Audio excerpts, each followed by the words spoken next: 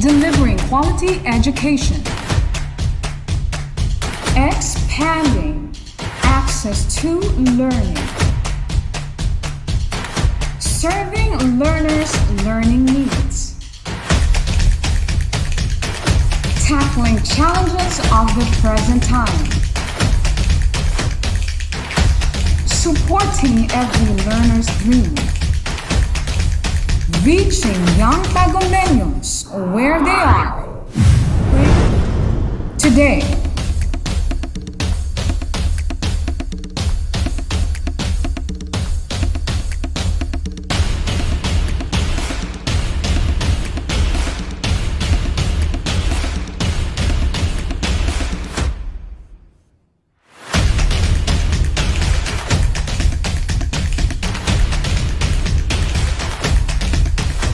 From the music capital of the Philippines, advancing in the challenge of distance learning, the official TV-based instruction of DepEd Tagum City, bringing you quality education straight to your home. Plug yourself in. This is DepEd TV. Tara na!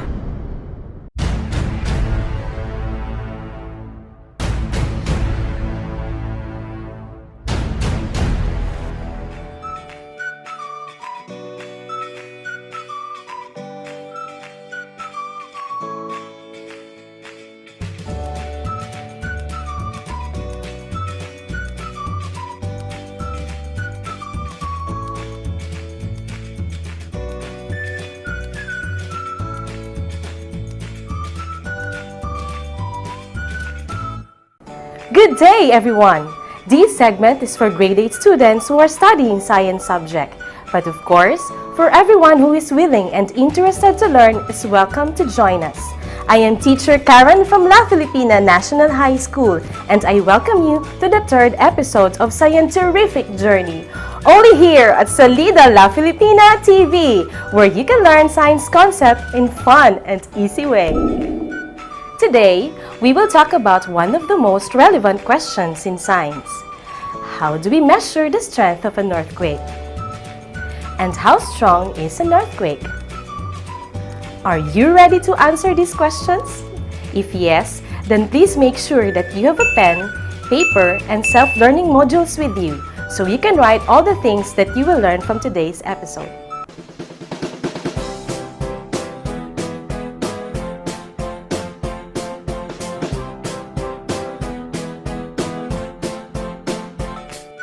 This session aims to describe how strong an earthquake is, which will cover our most essential learning competency, that is to differentiate intensity of an earthquake from its magnitude. Specifically, you will learn the following lesson objectives. First, describe magnitude and intensity of an earthquake. Second, identify what intensity is being described in given statement. And third, show awareness about the PVOX earthquake intensity scale.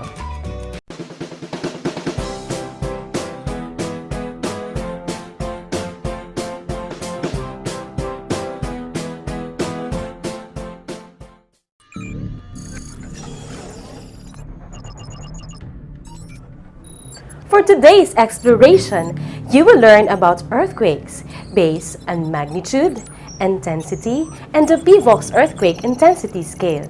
I'm excited to explore these concepts with you today. But before we begin our lesson proper, you need to do first the challenge by playing the game entitled Mystery Word. Are you up for the challenge? For this activity, you will need to prepare the following materials: pencil and any pieces of paper. Now that you have prepared the materials needed, these are the rules of the game. I will give you 3 hints, which can be a word or a phrase. There will be 5 levels that we need to encounter in order to finish the game. For every level, I will show you the mystery word with some missing letters. You will need to write the correct word in a piece of paper. Every correct answer is equivalent to 5 points. You need 25 points to pass the challenge. and you only have 5 seconds to write the correct word. Are you now ready, grade 8 students? Let's play the Mystery Word Challenge. Level 1. Here are the hints. Location, above the focus, earthquake. What is the mystery word?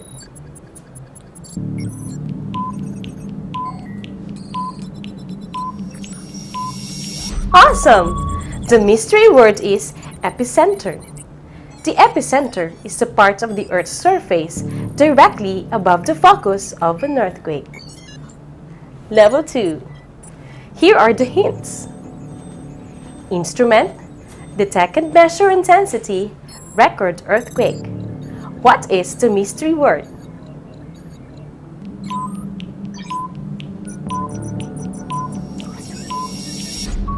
Marvelous! The mystery word is seismograph.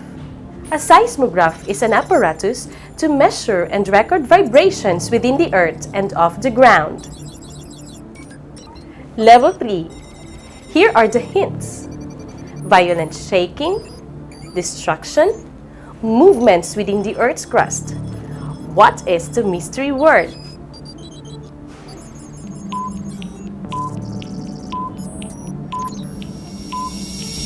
Incredible! The mystery word is earthquake. An earthquake is a shaking or trembling of the earth that is volcanic or tectonic in origin. Level 4. Here are the hints. Energy release, Richter scale, Hindu Arabic numbers. What is the mystery word?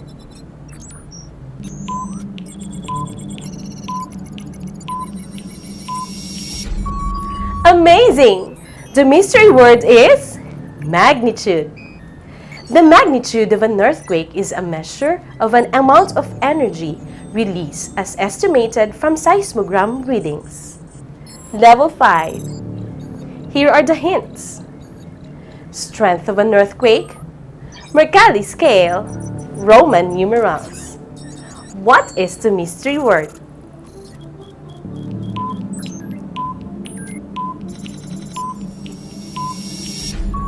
Great! The mystery word is intensity. The intensity refers to the strength of an earthquake as perceived and felt by people in a certain locality. All right! We have gathered 25 points, and that means we passed the challenge. Good job! How many words do you recall correctly? I'm happy to know that you can still recall important scientific terms which you have learned from your previous level. Come on, students, let us study together.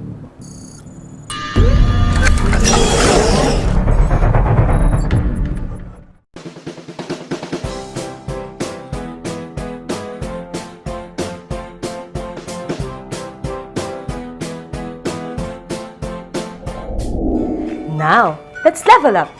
Please open your self-learning module to page 4, module 2. Now look at the picture on the screen. What can you say about it? Certainly, a strong earthquake happened in that place.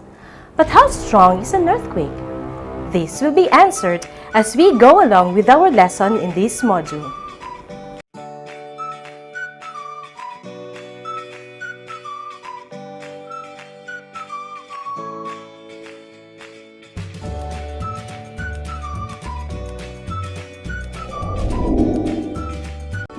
Did you know that it is possible that the ground we stand on may shake suddenly, without a warning?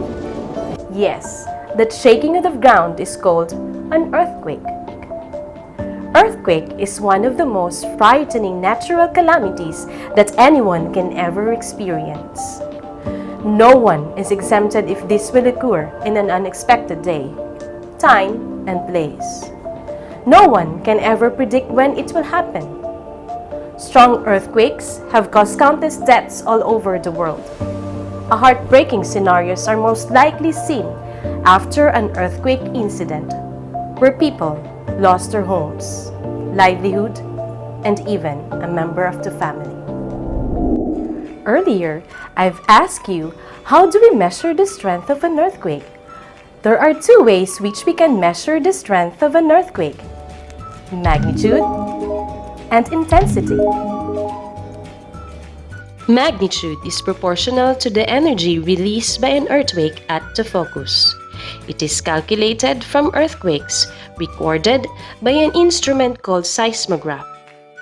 It is represented by Arabic numbers. Intensity, on the other hand, is the strength of an earthquake as perceived and felt by people in a certain locality.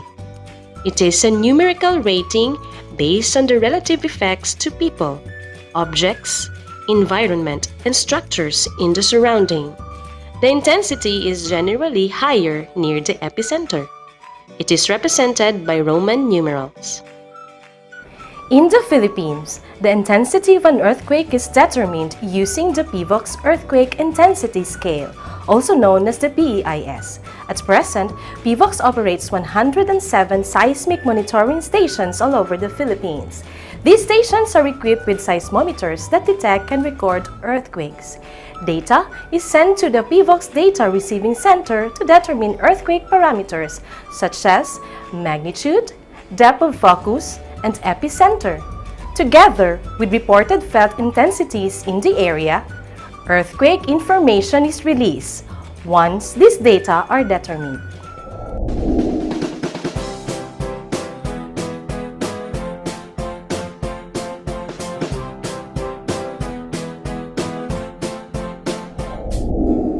How's the learning exploration so far, students? Always remember to take note of the important information in a piece of paper. By taking notes, you can easily remember what you learned from the lesson. Got it? Way to go! To understand more about our lesson, I will show you a video clip about the PVOX Earthquake Intensity Scale. And after our short discussion, you will identify what intensity is being described from a given question or statement. How strong is the earthquake? Intensity 1. Scarcely perceptible. Perceptible to people only under favorable circumstances. Delicately balanced objects are disturbed slightly. Still water in containers oscillates slowly. Intensity 2. Slightly felt. Felt by few individuals at rest indoors. Hanging objects swing slightly. Still water in containers oscillates noticeably.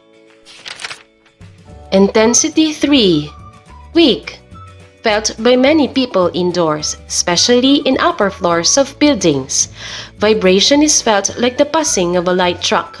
Dizziness and nausea are experienced by some people. Hanging objects swing moderately. Still water in containers oscillate moderately. Intensity 4. Moderately strong. Felt generally by people indoors and by some people outdoors. Light sleepers are awakened. Vibration is felt like the passing of a heavy truck. Hanging objects swing considerably.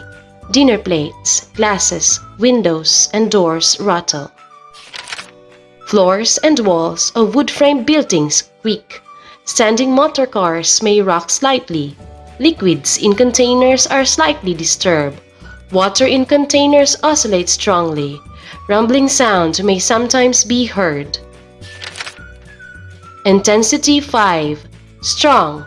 Generally felt by most people indoors and outdoors. Many sleeping people are awakened. Some are frightened. Some run outdoors.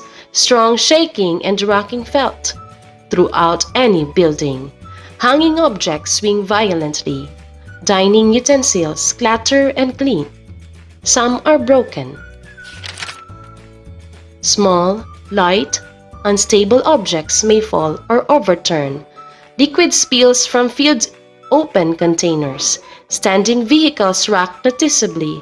Shaking of leaves and twigs are noticeable.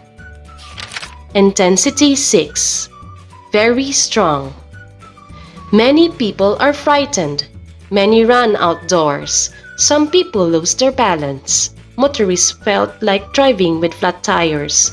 Heavy objects or furniture move or may be shifted. Small church bells may ring. Wall plaster may crack. Very old or poorly built houses and man-made structures are slightly damaged, although well-built structures are not affected. Limited rockfalls and rolling boulders occur in hilly to mountainous areas and escarpments. Trees are noticeably shaken. Intensity 7. Destructive. Most people are frightened and run outdoors. People find it difficult to stand in upper floors. Heavy objects and furniture overturn and topple. Big church bells may ring. Old or poorly built structures suffer considerable damage. Some well-built structures are slightly damaged. Some cracks may appear on dikes, fish ponds, road surface, or concrete hollow block walls. Limited liquefaction, lateral spreading, and landslides are observed. Intensity 8. Very destructive. People panic. People find it difficult to stand even outdoors. Many well-built buildings are considerably damaged. Concrete dikes and foundation of bridges are destroyed by ground settling or toppling. Railway tracks are bent or broken. Tombstones may be displaced, twisted, or overturned. Utility posts, towers, and monuments may tilt or topple. Water and sewer pipes may be bent, twisted, or broken. Liquefaction and lateral spreading cause man-made structures to sink, tilt, or topple. Numerous landslides and rockfalls occur in mountainous and hilly areas. Boulders are thrown out from their positions, particularly near the epicenter. Fissures and faults rupture. Intensity 9. Devastating. People are forcibly thrown to the ground. Many cry and shake with fear. Most buildings are totally damaged. Bridges and elevated concrete structures are toppled and destroyed. Numerous utility posts, towers, and monuments are tilted, toppled, or broken. Water sewer pipes are bent, twisted, or broken. Landslides and liquefaction with lateral spreading and sand boil are widespread. The ground is distorted into undulations. Trees are shaken violently, with some toppled or broken. Boulders are commonly thrown out. River water splashes violently and slops over dikes and banks. Intensity 10. Completely devastating. Practically all man-made structures are destroyed. Massive landslides and liquefaction, large-scale subsidence, and uplifting of landforms. Many ground fissures are observed. Changes in river courses and destructive sechae in large lakes occur. Many trees are toppled, broken, and uprooted. Now, are you ready for more exercises? Yes! Okay, students, here's the instruction. Identify what intensity is being described in the given statements. Write your answer on a separate sheet of paper. You will be given 5 seconds to answer, and when you hear this sound, then time is up. Let's start! Number 1. What intensity is completely devastating? Your time starts now.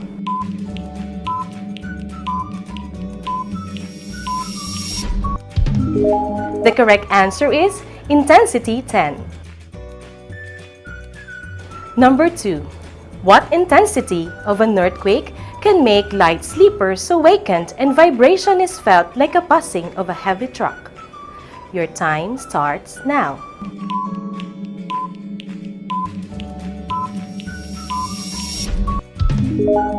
The correct answer is intensity 3. Number 3. Which intensity is felt by few individuals at rest indoors? Your time starts now.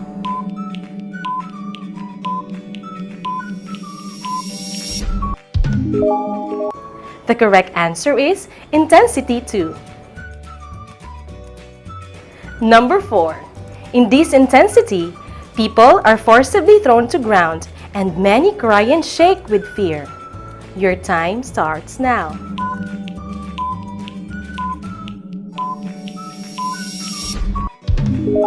The correct answer is intensity 9.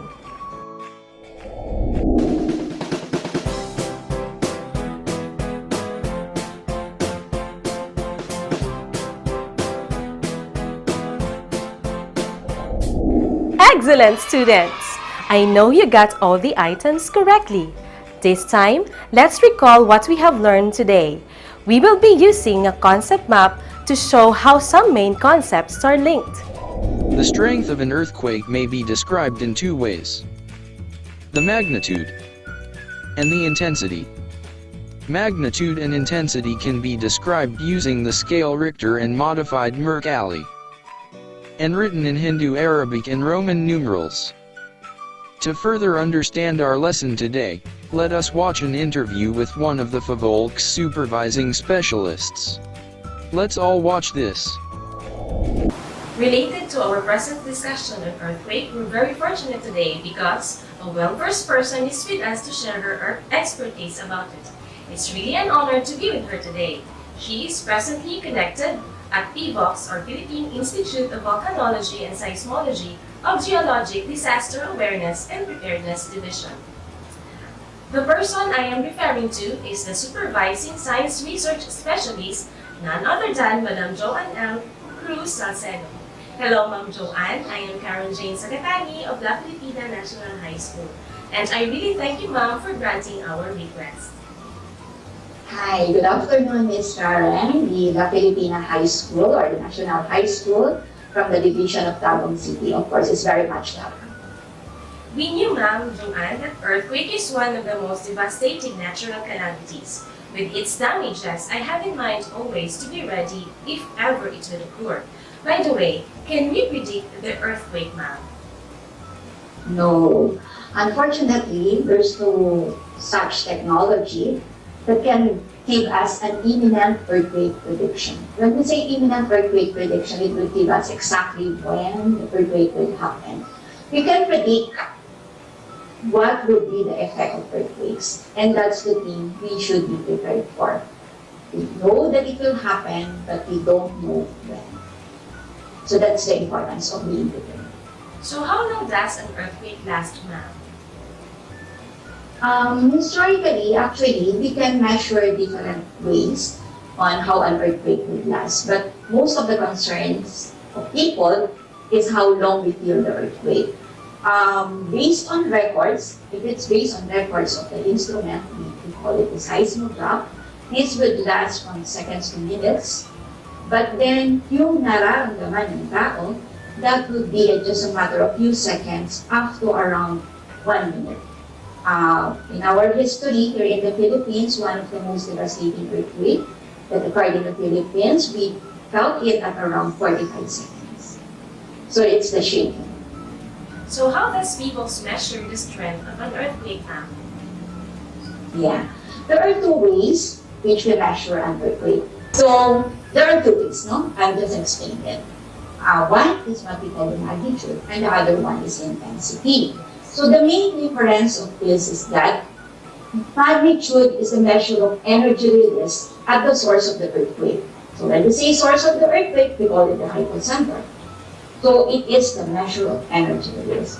While intensity measures of how weak or strong the shaking produced by the earthquake based on effects to us, people, and those things around us on a specific location. So what does it mean?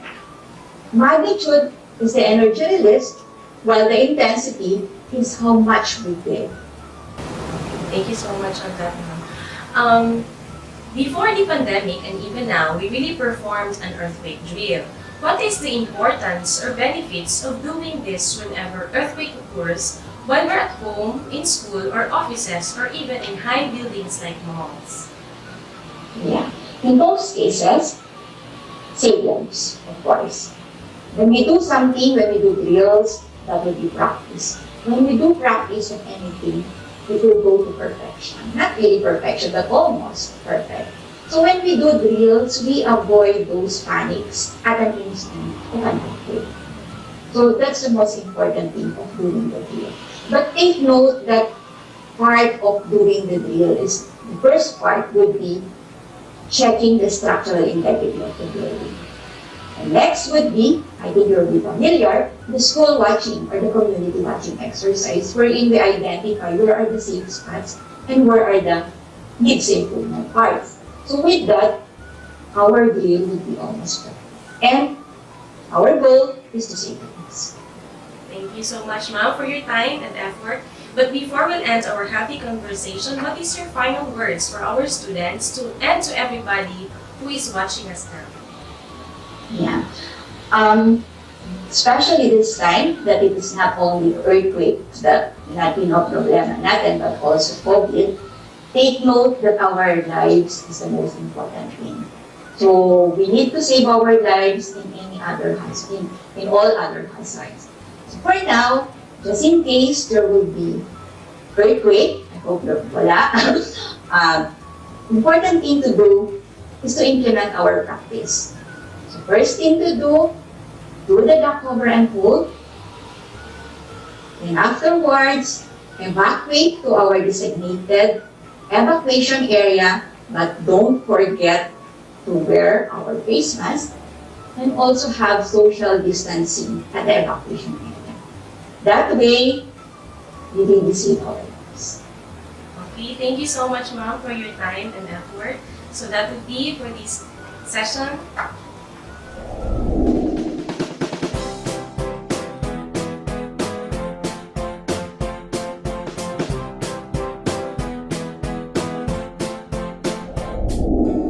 Are you still with me, students? Yes! Let's assess your learning today. This time, let us take a short moment to reflect on this video about the earthquakes.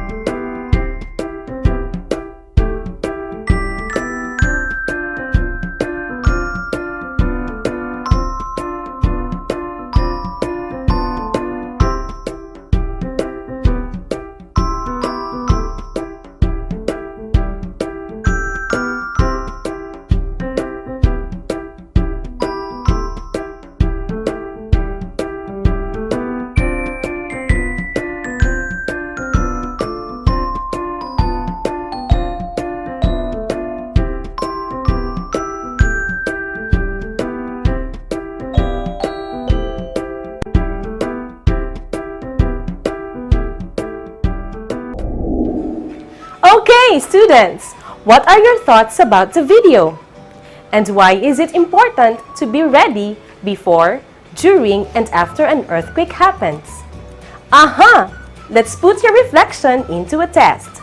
Answer the true or false question based on the video shown earlier. It's time for TVskwela. TVskwela, are you now ready? Yes, teacher. Number 1. In an earthquake drill, as the students heard the patingaw or alarm, they will do the duck, cover, and hold instead of running out immediately. Is it true or false?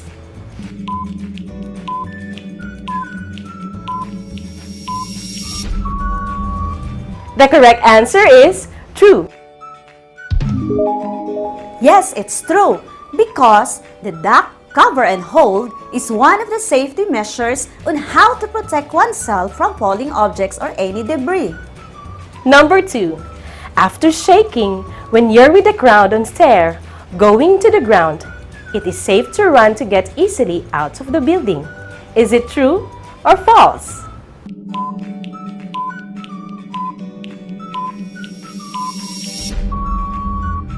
The correct answer is false. The statement is false because running causes accident. Number 3. When you're at the evacuation area, don't stay near or go back to the building. Wait until you are told to do so. Is it true or false?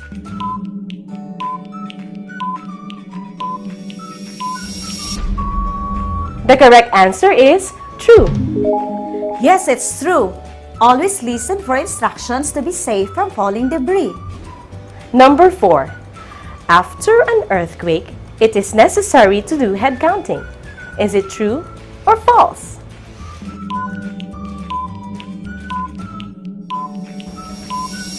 The correct answer is true. The statement is correct because it's important to check the number or identify the missing person. Number 5. After ground shaking, you go back immediately without checking premises.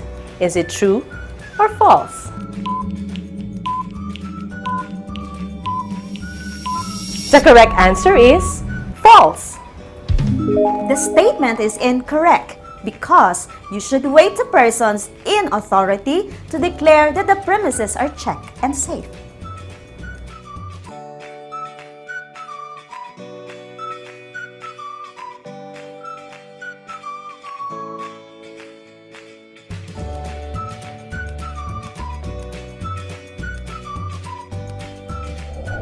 Good job, students! Hope that you have learned something new today.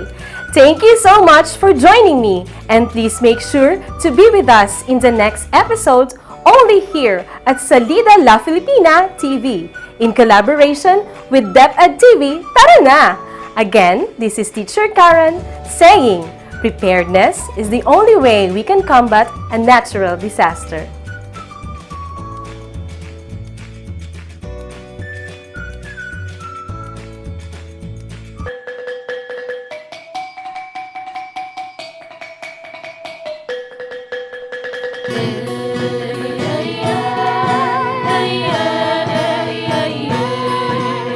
Salida, Filipina, ang iyong pangarap ay kikislaw.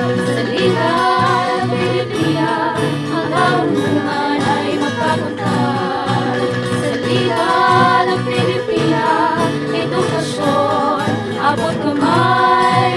Salida, Filipina, ang tagumpay sa tagumpay. Mga kabataan, huwag panghinaan. Salida La Filipina ay bigyan daan. Ito ay magbibigay ng kaalaman. TV naman ngayon ang inyong paaralan. Mahirap man ang inyong sitwasyon, tayo ay magtulungan para sa edukasyon. Bawat isa ay mayroong misyon, matutong mabuti, maging inspirasyon. Salida La Filipina, ang iyong pangarap ay kikislaw. Salida La